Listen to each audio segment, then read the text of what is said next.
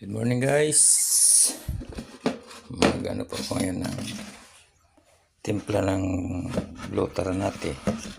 Ayan po yung bulaklak ng blue ternate na kapipitas ko lang. Ayan. Lagyan ko ng mainit na tubig. Ayan. Ganyan po ang pag-prepare ko niyan. Lagyan ng mainit na tubig.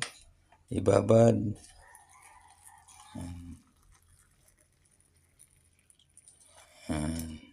Ano ba? Mga pag lamig na siya, ayan, pwede na siya inumin.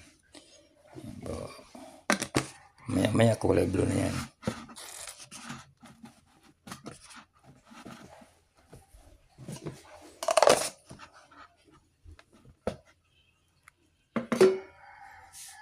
Yan ang kulay blue na. Ayan.